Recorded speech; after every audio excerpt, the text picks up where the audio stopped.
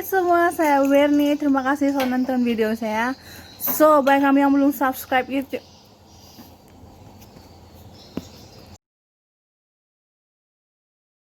Hai semua, saya Werni. Terima kasih sudah nonton video saya. So, bagi kami yang belum subscribe YouTube channel saya, please open FC YouTube, tekan like dan lonceng supaya kamu boleh tahu bila masa saya upload video baru. So, hari ini saya mau bercerita tentang satu case pembunuhan berantai yang dilakukan oleh seorang pria bernama Luis Garavito. Di Colombia, Luis Garavito dicatatkan pembunuh berantai yang paling kejam, terburuk kata mereka, di satu catatan yang telah ditulis oleh The Guinness Book of the World Record. Luis telah dicatatkan di sana bersama seorang lagi pria yang bernama Pedro Alonso Lopez, yang mana dia dikenali sebagai Monster of Andes. Selain itu, di sebuah penjara kawalan ketat yang terletak di kawasan terpencil Colombia, terdapat seorang pencina yang sangat kejam kata mereka, yang bernama Luis Alfredo Garavito Cubillos, dimana di penjara itu Luis telah diasingkan daripada bantuan-bantuan yang lain untuk mengelakkan pergaduhan dan keselamatan terjaga. So, persoalannya, kenapa Luis dikatakan pembunuh yang paling teruk? Berapakah jumlah orang yang dia bunuh? Apakah jalan cerita bagi kisahnya Luis Garavito? Stay tengok video saya karena kamu akan mendapat sesuatu yang menarik. Sekarang saya akan menceritakan latar belakangnya Luis Garavito. Luis Garavito atau nama penuh dia Luis Alfredo Garavito Cubillos, atau nama lain dia The Beast Tribulin Goofy, dimana Goofy ini ialah karakter Disney yang dekatan itu Snow White, dan yang last dia The Monster of Genova. Itu ialah nama panggilan dia yang diberikan oleh orang ramai. Luis lahir pada 25 Januari 1957 di Genova, Quindío, Colombia. Luis juga merupakan anak sulung daripada 7 orang adik-beradik dia. Dan kalau kamu mau tahu kisah kehidupannya Luis dan ke-6 adik-beradiknya ini sangat-sangatlah sedih ataupun sangat teruk dong punya jalan kehidupan. Jalan dorang macam apa kehidupan dorang masa yang membesar begitu. Dimana pada masa itu ayahnya seorang pemabuk,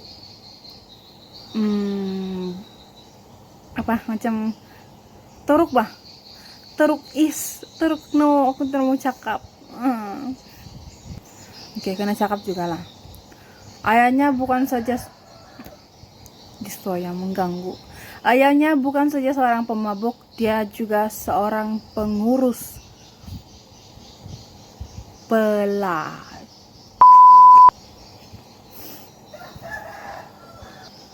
Bukan itu sahaja, ayahnya juga akan memukul anak-anak dia sekiranya dia mabuk setiap hari.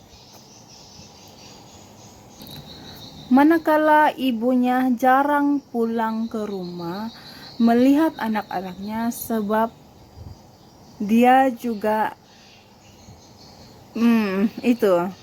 dia juga termasuk orang-orang yang diurus bapak dia menjadi pelak.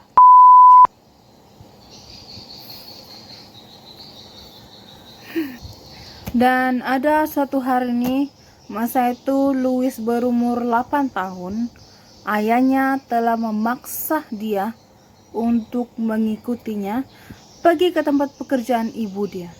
So, sewaktu ibu dia sedang beraksi, dipaksalah si Louis untuk tengok perbuatan ibunya. Selain itu, dia juga dilecehkan di sana, dipaksa. Selain itu, ada juga suatu ketika Louis sedang berjalan-jalan di suatu kawasan. Dia bertemu dengan seorang pria, di mana pria itu telah mengajaknya untuk berjalan-jalan pergi ke suatu tempat untuk menikmati makanan yang hangat, tempat tidur yang bagus, ada mainan yang banyak. So, si Louis pun ikutlah dia. Setelah dia ikut, orang itu rupa-rupanya menipu dia. Dia pun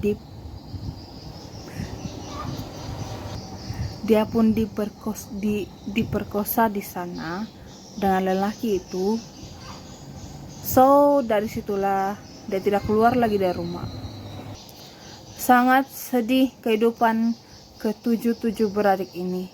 Setiap hari dorang akan lalui masa-masa yang sangat-sangat menyedihkan.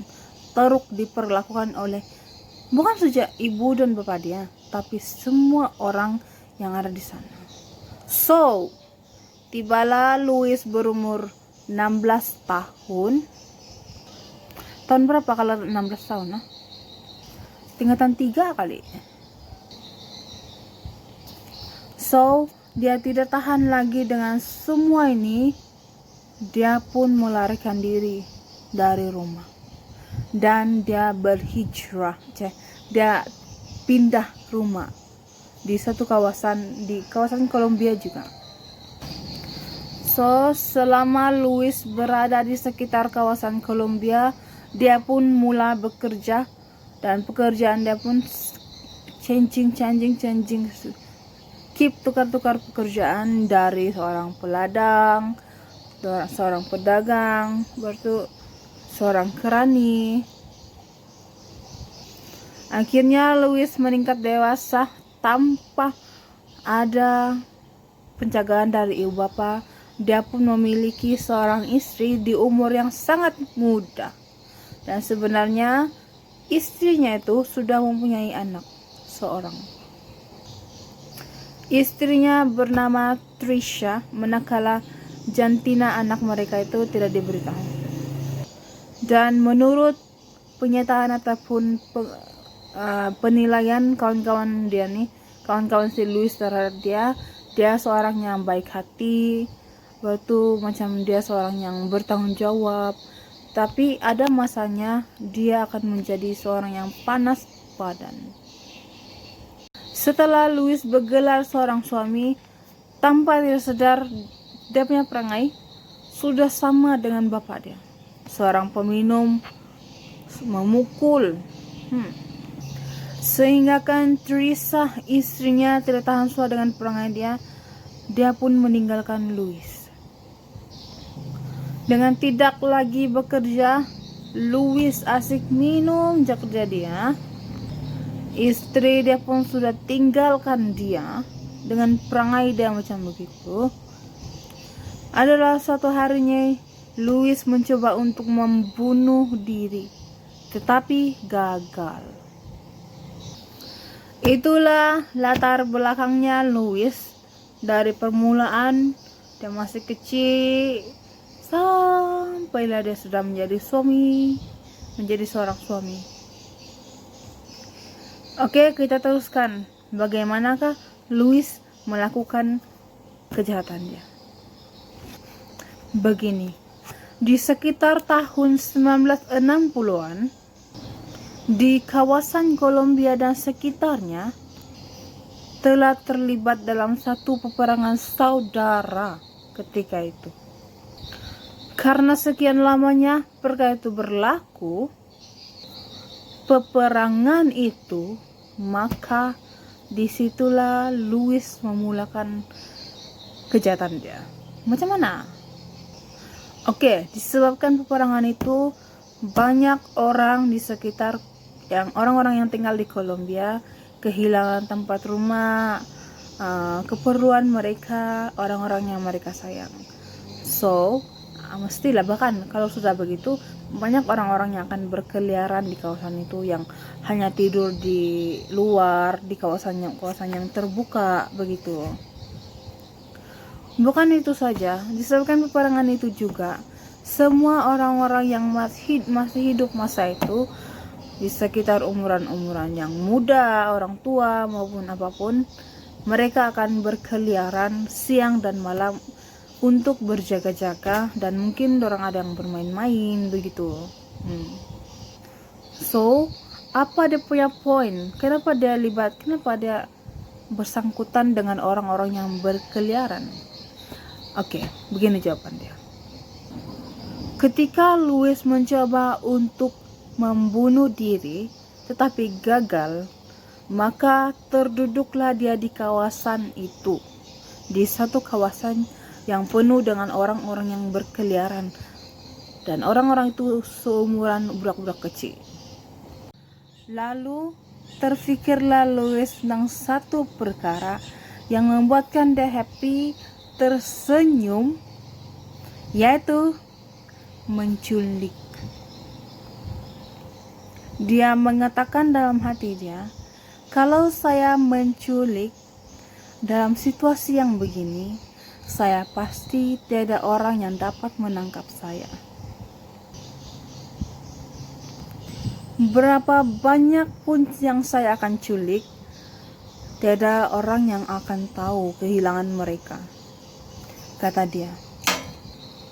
Dengan itu mulalah perbuatan songsangnya Luis Garavito. Diperkirakan sekitar tahun 1992, Luis Garavito telah memulakan kejahatan dia dengan menculik budak-budak, di mana Luis akan mengubah-ubah penampilan dia daripada seorang petani, pedagang, pastor, dan macam-macam dia punya karakter ataupun kostum dia untuk bertemu dengan budak-budak everyday. Kenapa? Supaya dia tidak dicurigai, dia tidak tertangkap dalam satu pakaian sahaja, dalam pikirannya si Luis. Oh, hebat juga Denny. Oke, bagaimanakah Luis melakukan kejahatan dia? Setiap hari Luis akan menangkap 3 atau 4 budak-budak, dan dia juga akan memilih budak-budak itu seumuran seperti 6 hingga 12 tahun. Mula-mula dia akan melihat dulu keadaan budak itu, sama ada dia seorang yang macam tidak melawan, berarti dia seorang yang sendiri, tiada keluarga, miskin, yatim piatu, tiada keperluan yang tidak cukup begitu. So, macam biasa, cara Luis untuk mengajak budak-budak itu dengan memberikan tawaran atau mengajak mereka pergi membeli makanan, mainan, ataupun pergi di suatu tempat-tempat yang menarik. Terus budak-budak ini pun iya saja. So, satu kan tidak keperluan orang tidak berapa cukup, baru sekitar orang yang baru kena peperangan. Dan hari demi hari jumlah mangsanya si Luis makin meningkat. Sudah hampir 100 orang. Tidak lagi dia puas, dia pergi cari lagi budak-budak lain untuk dia culik, dia bunuh. Dan sebenarnya Luis Garavito pernah tertangkap pada 9 Jun 1996, di mana pada masa itu seorang wanita ataupun seorang ibu telah menemui mayat yang baru dibunuh. Setelah dilaporkannya kepada pihak polis, dia mengatakan, sebelum budak ini meninggal, sebelum saya menemui budak ini, saya ada melihat budak atau mayat ini berjumpa ataupun berjalan-jalan dengan seorang pemuda, orang-orang dewasa. Lalu 2 hari kemudian Louis Gravetto ditangkap atas tuduhan itu. Setelah diinvestigasi, setelah disoal, si Louis ini dia mengatakan, memang saya ada bertemu dengan budak ini, tetapi saya hanya memberikan dia mainan. Setelah itu saya meninggalkan dia untuk bermain-main. Dengan pengakuan yang sangat-sangat macam sungguh-sungguh, Louis pun dibebaskan. Kemudiannya Louis membunuh lagi, menculik lagi. Dari situ jugalah pihak polis menerima banyak laporan kehilangan budak-budak seumuran 6 hingga 12 tahun.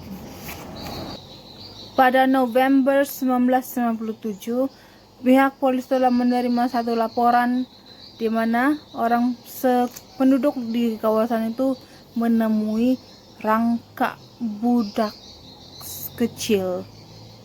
Macam mana dorang boleh tahu itu rangka budak kecil? Sebab tulang-tulang itu bersaiz kecil. Selain itu, pada bulan Februari 1998, mereka telah menemui lagi 2 mayat budak-budak di mana kondisinya sama, kepalanya telah dipenggal, semua anggota badannya telah dipisahkan dari tubuh badan dia. Dan mereka menemui mayat itu di kawasan Genova, Kolombia. Lalu tidak beberapa jarak lamanya dari tempat itu, mereka menemui lagi satu mayat budak yang baru dibunuh. Darahnya masih mengalir fresh. Tetapi bersebelahan dengan mayat budak itu tertinggallah senjata penjenayah. Apabila mereka mengkaji senjata itu, nah dari situlah dorang tahu siapa pelaku dia. Akhirnya Louis Gravetto dikehendaki wajahnya ditempelkan di mana-mana daerah pun, karena benda senjata itu merupakan DNA-nya Louis Gravetto. Dan apabila dicatat ataupun dicari biodatanya Louis Gravetto, terteralah alamat tempat tinggalnya. Lalu datanglah pihak polis di sana, mengetuk pintu itu. Terbukalah pintu dan keluar ialah bekas istrinya Teresa. Mereka pun bersoal jawab tentang pribadinya Louis Gravetto. Dia pun menjawab, sebenarnya saya dan Louis telah lama berpisah. Kemungkinan besar ianya pada sekitar tahun 1980-an.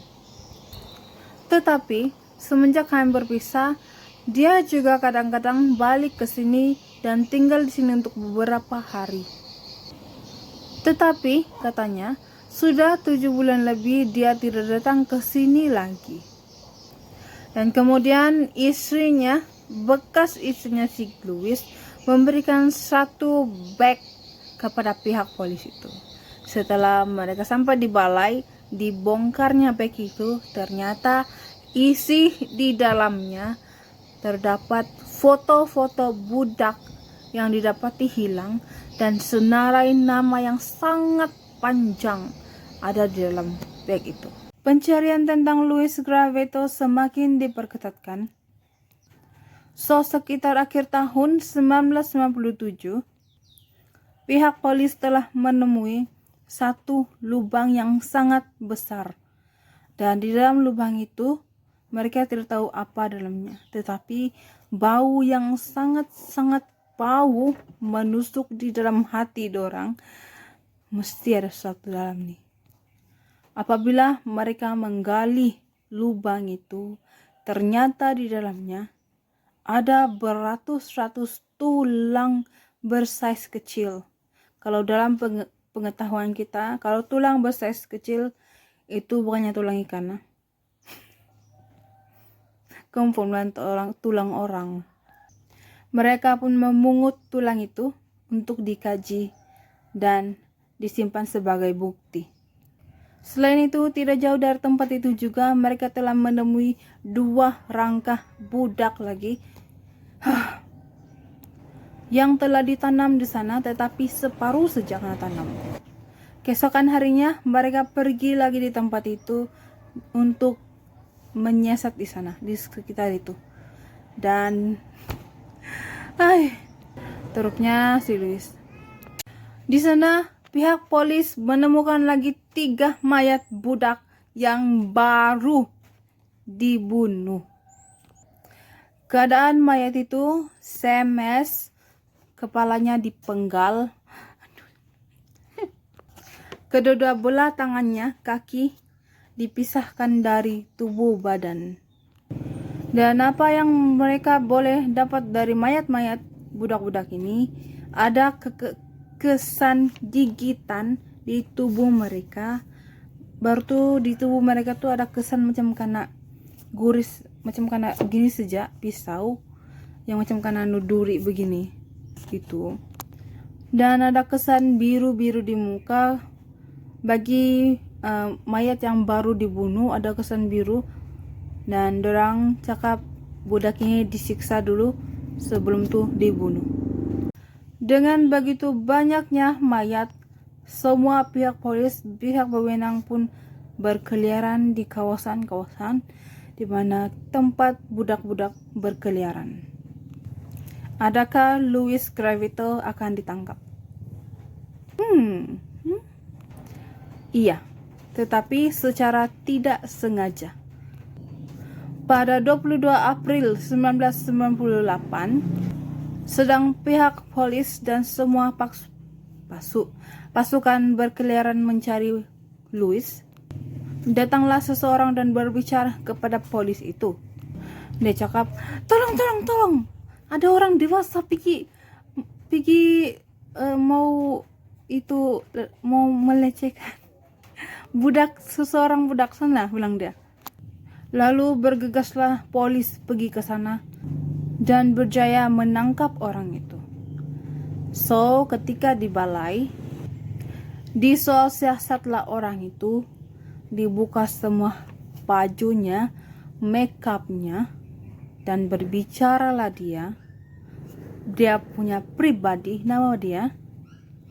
Ternyata orang itu ialah orang yang telah lama dicari-cari mereka, Louis Gravito. So, dengan itulah dorang berjaya menangkap Louis.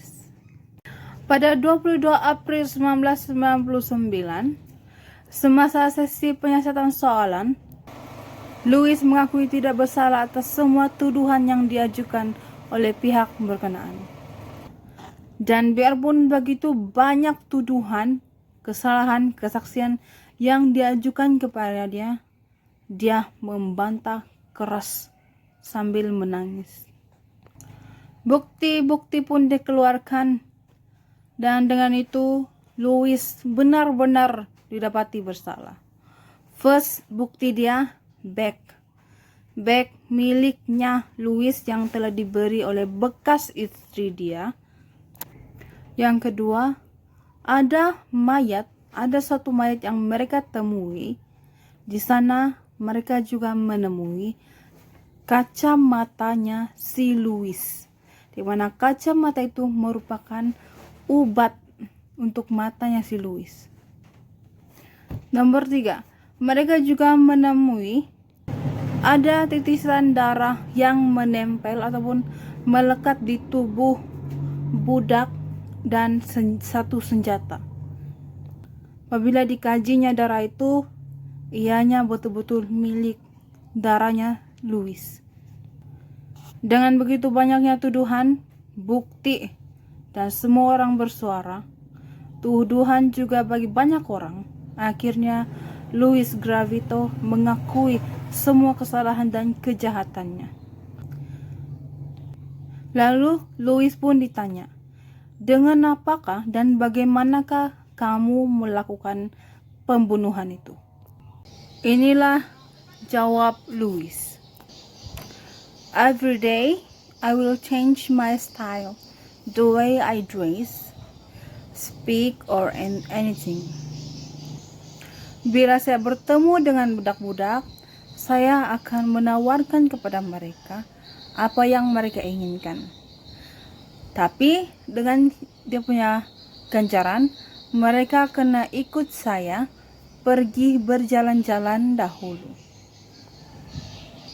Dan kata Louis lagi, apabila saya sudah memilih seseorang budak itu, saya akan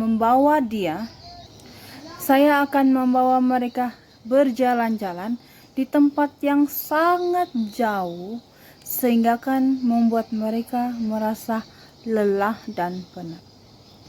So, apabila mereka sudah penat, barulah Louis menyerang mereka. Oke, dengar betul-betul apa yang dia buat. Louis akan mengikat kedua-dua tangannya dan memerkosa lelaki itu. Budak lelaki itu dia perkosa. Lepas itu saya akan biarkan dia hidup bernapas selama 2 hari. Pada buat dia akan perkosa lagi sampai dia puas. Kemudian selang 3 hari barulah dia membunuh budak lelaki itu dengan memenggal kepalanya dahulu, memotong-motong kedua belah tangan dan kaki, serta yang kau marah, kemaluan budak lelaki itu, kemaluan dia akan potong dan dimasukkannya dalam mulut itu budak. Lepas itu saya akan menggali kuburan bagi mayat itu untuk menghormati dia, kata Louis. Dan itulah cara saya, bagaimana saya melakukan kejahatan saya, macam mana cara saya menculik, dan macam mana cara saya membunuh mereka. Begitulah penyelidikan soal siasat bersama dengan Louis Gravito. So, tibalah dalam pembicaraan mahkamah. Louis ketika itu tidak membantah sedikit pun tuduhan yang diajukan. Dia mengaku dengan tulus. Dia memberitahu juga tempat-tempat di mana dia menguburkan mayat-mayat lelaki itu.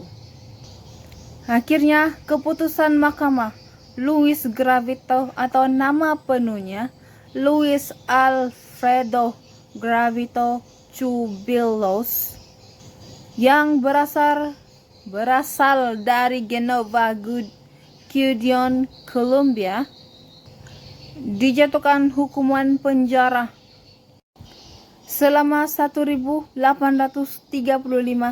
tahun lamanya. Namun karena Louis bekerja sama dengan pihak polis, dengan jujur dan betul-betul memberitahu tempat-tempat di mana dia menguburkan mayat-mayat budak lelaki itu, dengan dia juga melukis peta untuk petunjuk kepada pihak-pihak yang melakukan investigasi itu. Akhirnya pihak mahkamah memperingankan hukumannya Louis Gravito kepada 22 tahun sahaja. Dan menurut catatan, Louis Gravito akan dibebaskan pada tahun 2021. Kamu bayangkanlah perbuatannya si Louis. Sudah dia menculik, menderak, memerkosa lagi, terus dia bunuh, dia tidak kasih lepas. Dan kamu tahu berapa jumlah yang pihak polis dapat, jumlah mayat-mayat itu? Menurut pengakuannya Louis Gravito, dia telah melakukan pembunuhan hampir 147 budak. Tetapi menurut catatan yang dilakukan oleh pihak polis, mereka mendapati jumlah 138 mayat budak. Namun sewaktu itu mereka masih melakukan penyiasatan tempat-tempatnya yang si Louis bagi itu. So, itulah ceritanya si Louis. Cerita yang sangat mengerikan sekali. Apa yang kita boleh dapat pengajaran melalui cerita ini? Kalau kamu dengar sampai habis saya punya cerita, kisah penculikan, penderaan, pemerkosaan, dan pembunuhan masih lagi berlaku sampai sekarang. Kita boleh hindari itu. Ya, boleh. Biarpun ada perumpamaan mengatakan malang itu tidak berbau, tetapi ada dia punya percikan-percikan ataupun petanda-petanda yang dia beritahu kita. Walaupun kecil saja petanda dia, kita harus berhati-hati. Semoga kita sama-sama ditegur untuk kisah hari ini, bukan untuk menakut-nakutkan, tapi ianya menjadi pengajaran dalam kehidupan kita. So, apa pendapat kamu untuk kisah kali ini? Sila komen di bawah. Atau kamu ada cerita atau kisah yang kamu saya cover lepas nih, sila komen di bawah. Sangat terima kasih karena kamu komen. Okay? See you all in the next video. Saya Werni. Thanks for watching.